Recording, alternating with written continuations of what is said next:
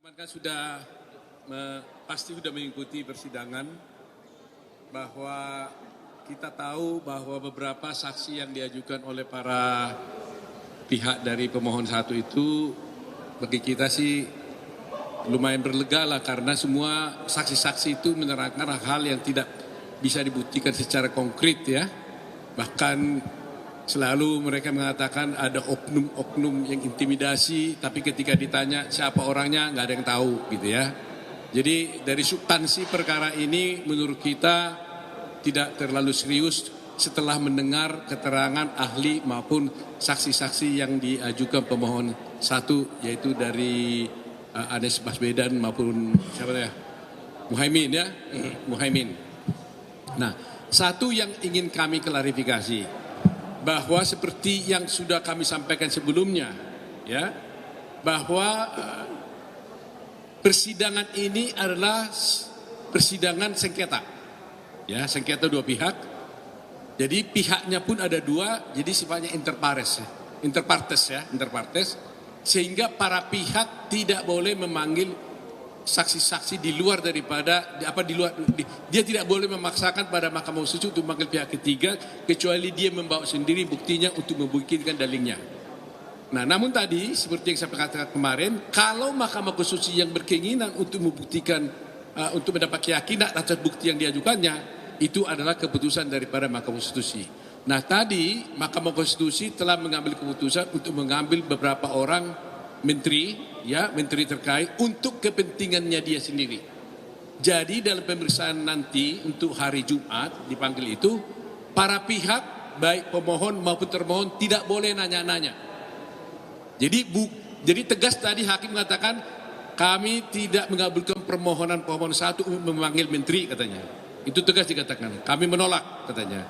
Tetapi katanya kami yang butuh untuk memeriksa para menteri tersebut, yaitu Pak Menteri Pendidikan dan Kebudayaan, Ibu Sri Mulyani Menteri Keuangan, Pak Hartarto, yaitu baru Pak Risma, Ibu Risma, baru DKPP, ya, DKPP kalau salah tadi ya. Nah, jadi di sini poinnya, jadi bukan permohonan mereka yang dikabulkan, permohonan mereka justru ditolak, tapi mahkamah yang berkeinginan untuk memanggil saksi-saksi tersebut untuk membuktikan dalilnya. Kami terus terang aja fine-fine saja seperti saya katakan, bahkan mungkin kami lebih yakin kalau Pak Menterinya bersedia datang, semuanya akan lebih jelas dan tuntas. Kalau para menterinya ini datang, kami tidak capek lagi mencari saksi-saksi yang lain. Ya, kalau saksi-saksi lain kan pasti hanya sifatnya kan sepotong-sepotong. Tapi kalau sudah menteri yang menjelaskan, ya tuntas gitu loh. Jadi itu yang kami sampaikan. Jadi mudah-mudahan kalau mereka datang hari Jumat, para menteri ini bersaksi, kami masih akan mendapat posisi yang lebih baik karena semua menteri-menteri terkait itu akan menjelaskan yang sebenarnya, yang menurut kami tidak ada masalah dalam kasus ini. Silakan Hotman dulu lah. Siap-siap kamu punya TikTok, kalau gue yang ngomong langsung menarik. Persidangan hari ini saya melihat Bambang Wijananto dan Refri Harun, kuasa dari 01, bagaikan pungut merindukan bulan. Dia mau membatalkan suara 90 juta lebih dari 02. Dia membawa 9 saksi fakta, tapi 2 dari saksi fakta itu hanya mempersoalkan, satu mempersoalkan 300.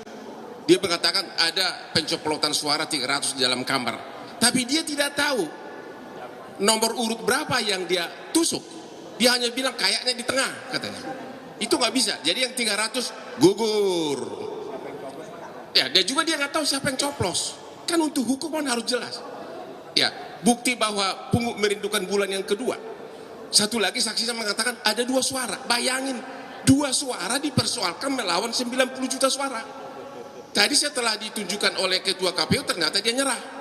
Akhirnya hari ini 0. Semua saksi fakta dari 01 tidak bisa membuktikan satu suara pun yang cacat.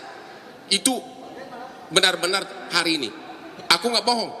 Makanya benar-benar rekan kita yang 2 itu kayak pungut merindukan bulan. Yang kedua, mereka juga, saksi mereka itu banyak ahli nujum. Ahli nujum. Bagaimana dia tahu bahwa orang yang mendapat bansos pasti memilih? Bagaimana dia bisa tahu orang yang dapat bansos pasti memilih 02? Nggak ada yang tahu.